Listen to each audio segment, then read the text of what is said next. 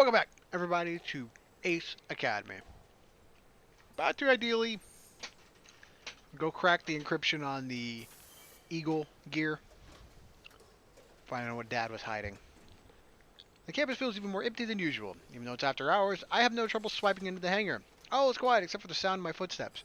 Hey, didn't there used to be a guard to the hangar? They didn't question you, what are you doing here after hours? I cannot get to Eagle fast enough. As soon as I do, I plop down at the terminal and boot up the computer. I follow the instructions Valerie left for me, and I'm greeted by the password prompting screen she showed me earlier. She said there was a hint here. Let's see what it says. The screen is a scrambled mess of words with no rhyme or reason to them. I read through a couple of times, making sure my eyes don't skip any words. Most of these words mean nothing to me, but a select few stand out. Cricket, Moo, Sir Hopsalot? Those were childhood nicknames Dad gave to me. Moo? Is your dad calling you fat? What the hell? Cricket, I don't get either. Sir Hopsalot, I don't get it. Moo? That just sounds like your dad's calling you fat. Thanks, Dad. Each of them has a story, but none of them were very long-lived. The ultimate nickname that stuck with me for an embarrassing long time was Meatball, because when I was born, my cheeks were red and round like meatballs. What a terrible name. Dad's favorite story to tell me was the time I started school. The teacher called Tbishy for roll call. I stayed silent and she marked me absent. After she'd gone through the list of names, I said she didn't call me. She asked my name is Tbishy and I responded with no, my name is Meatball. Okay, I could see how that one would stick around. I've been called Meatball at home for so long that I didn't even know my real name. That must be the answer. I apprehensively type in Meatball into the password prompt. My finger hovers over the enter key before pressing it. The prompt disappears and a video pops up on the screen. My breath catches in my throat. As Dad looks straight into the camera, there are dark circles under his eyes and worry lines around his mouth. His hair sticks up at odd angles, and his clothes are smudged with dirt and oil. He notices the recording light is on and tries to fix himself up a bit before going on a weak smile. The fact that you are watching this now means something must have gone wrong. James? That's a very casual name. He sighs and his voice grows thick. I'm sorry. Hey, you didn't choose to die, to be fair. I try to swallow the lump in my throat and ignore the string of tears in my eyes. This isn't the Dad I remember. The Dad I remember had a booming laugh, which would take up the room. He was sure of himself and never had regrets. By putting this technology in Eagle, I have potentially endangered you. But I don't know where else I can keep it safe. Son, I've kind of endangered you. Oopsie. Midori Energy doesn't fully understand the scope of this research. They're willing to sell it to anyone without considering the consequences. They did do that. Good for them, I suppose. I don't really care. Companies which would weaponize this technology will cause irreparable damage. They could create energy explosions 13 times the force of a nuclear bomb. Hey, that sounds bad. What the hell were you creating this for, Dad? What the hell is the point of this? If you're creating this for a gear fighting, and it's well, if somebody else got it, they could do some really bad stuff. It's why would you create this in the first place? What's the practical point? If there's this constant fear of, yeah, it might get out. What the hell? Dad, you're not thinking long term here, buddy. He sets his jaw and lets his gaze back towards the camera. His eyes are unusually steely and cold. Baby, it's cold outside. That's why I caused the fire. Ha! I burned all copies of my research to prevent it from falling into the wrong hands. So the other dude was right. The Coma guy, I don't even remember his name. Mr. Coma, we'll call him. Mr. Coma was right. Dad did set the fire to destroy the research. Dad runs his hand through his hair, a gesture he would do whenever he was stressed or worried. It's hard to completely destroy 20 years of research. Especially when this technology could bring so much good. Like creating a massive weapon? 13 times more powerful than a nuclear bomb? Thanks, Dad. You have yet to list any good that this is going to do. Please. If you're going to list the negative, you should also list the positive beside it. Either before or after, but it needs to be beside it. The possibilities would have been endless. This new format of energy may function similarly to existing methods, but the fundamental principles are vastly different and have far wider scalability implications. You've yet to really go into that. Especially when you're predominantly using it as a weapon and a gear. A shadow of his old self returns while he talks, and I catch a glimpse of a genuine smile. Dad was always a bit of a dreamer. And his face becomes And grim. that is why this core is sitting in Eagle now. His piercing gaze stares straight into my soul. I'm sorry for getting you involved. I'm sorry I couldn't follow through with what I started. But most of all, I'm sorry I wasn't able to tell you this in person. His eyes look glassy and glitter too much beneath the light. I probably don't say this enough, but I'm so proud of who you've grown up to be. I know, if you're watching this, that I've put a heavy burden on your shoulders. But I trust you will make the right decision. Well, the technology's already out there. Midori Energy's been selling it to, what was it, Eludian? My only hope is that you can find it in your heart to forgive me.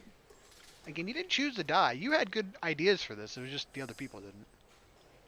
Dad glances behind him. Something must have spooked him because when he faces the camera again, he smiles feebly and his voice is quiet. Take care of your sister. Goodbye, son. Bye-bye. Video cuts off abruptly.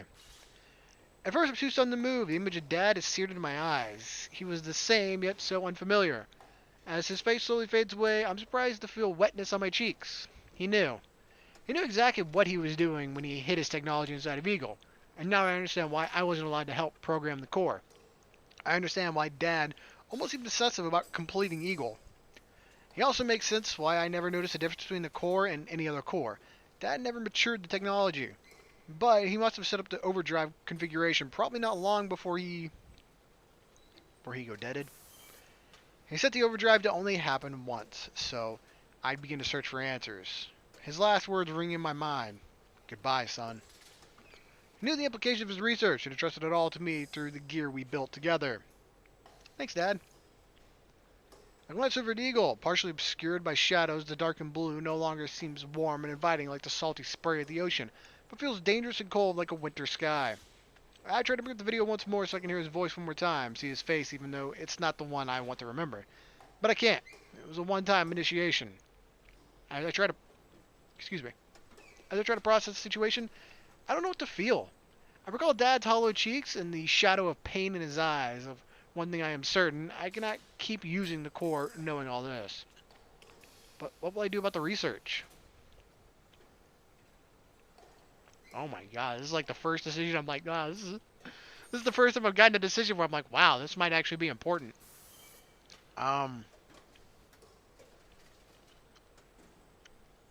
Keep it protected. I mean, that's what Dad was doing, right? He was just keeping it protected by putting it in your core. By putting that core in the mech. And besides, the technology's already out there. Midori Energy sold it to Eludian, or at least sold a prototype to Eludian to use in, I don't remember his name, the white hair guy's core. Akira.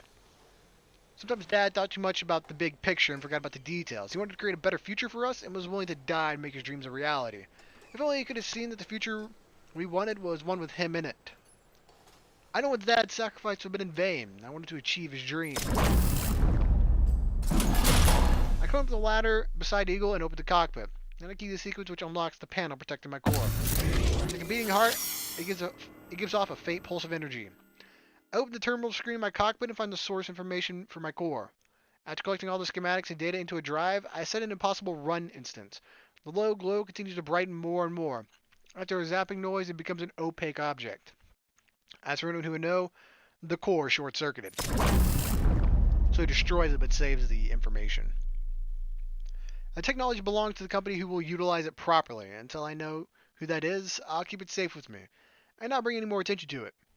After learning all that I have, I can't keep using it as a leg up against competition. Eagle will use a regular core from now on.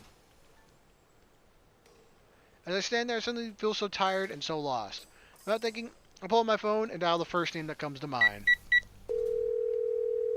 Who's it gonna be? Hey, I didn't expect to hear from you so soon. Saw that coming. Una, can we meet? Worry enters her voice. Yes, of course. What's wrong? It's destroyed my dad's, work. I just found out something huge I need to talk. Okay, should I come over? No, I'm not at home. I can come to you if that's okay. Sure. Thanks, I'll be there soon. We're hanging up, and as if in a daze, I make it to Yuna's house. I hear barking on the other side of the door, and Yuna ushers me in before Mochi can escape. As I sit on the couch, she frowns. Are you okay? Great. Mochi leaps onto the couch, places a paw on my leg. I absentmindedly pat his head. I think so. Look around the familiar living room, I once again note the immaculate cleanliness of the place. Your parents back? She shakes her head. They're coming back tomorrow. Ah. Right at the start of exams, huh? As if I won't be stressed enough. Well, you didn't like being in this big house alone. Not usually, but now that I have Mochi. I feel a strong tug in my lap as Mochi bites my jacket. Mochi! No! Asshole. Yuna scoops up the wriggling puppy and puts him on the floor. He whines and scampers under the couch when Yuna continues to chastise him. When he disappears, Yuna peers in my clenched hand. What's that? I hadn't realized I brought this in with me. I put my hand to reveal the drive. Yuna cocks her head to the side and gives me a questioning look. It's the data to my core. Did something happen to your core? I go bye-bye. Not exactly. Then why is the data in a drive? I downloaded it. She pauses and fixes her big blue eyes on me. I fill her in on everything that I'd learned. She listens to my jumbled mess of a story and only speaks once I've finished. I see. Suddenly her arms wrap around me. What? She squeezes me even tighter and lays her head on my chest. Her touch dissolves the dam holding back my emotions, and all the pain and fear and confusion threatens to burst. As my thoughts and emotions swirl without abandon, I cling on to my only thread of stability and hold Yuna just as tightly. We stay this way until I've had a chance to calm down and regain control of my emotions, then Yuna gently pulls away. Sorry, I guess I'm not that fun to be around right now. You have a lot on your mind. Yeah. From what I've heard, you two are a lot alike. I blink. What? You and your father. From what you've described, he's confident and headstrong, but has an immense heart. He was always looking out for those he cared about. Sounds familiar, doesn't it? Not at all. I know this must be confusing for you. It sounds like your dad kept a lot of secrets, and you keep wondering what if. What if Dad was still around? What if Dad didn't die? Yeah. Lots of important what ifs there. Wondering how you couldn't see this coming sooner. It's like she can see directly into my brain. She looks into my You eyes. can't go down that rabbit hole. It will consume you. You couldn't see it because your dad didn't want you to see it. He was trying to protect you. The same way you haven't told Nikki because you're trying to protect her. How'd you know that? You just look soft. Because I know you. Because I'd do the same thing. She looks away. Because Yudai did the same thing.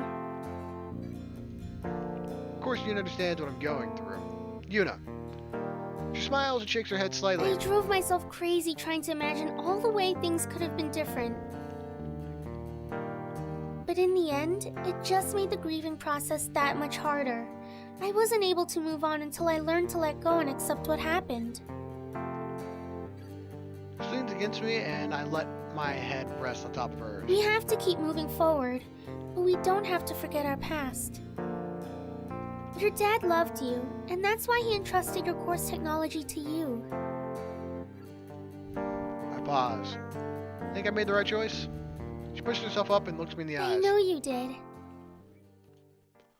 I let out the breath I hadn't realized I was holding. Yuna's confidence in me is unwavering, and her strength helps me find peace.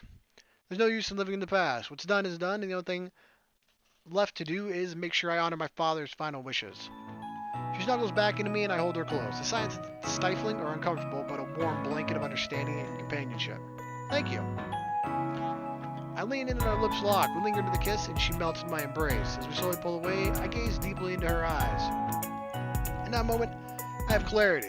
It rinses away all my stress and fears. It's okay that I don't have all the answers now, because I'm looking at my future, and it is beautiful. Oh, is that the end? So close to the ending, I didn't even realize.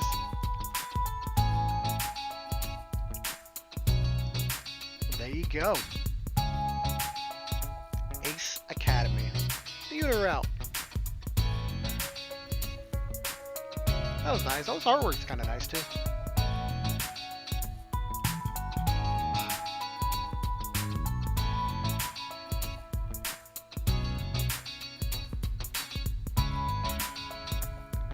Well, I'm just gonna let this play out, assuming that there's nothing comes after. This will be the end. As always, I appreciate you being here, and I appreciate you watching. Be sure to like, subscribe, all the fun stuff, and I'll see you next time, beautiful. Bye-bye.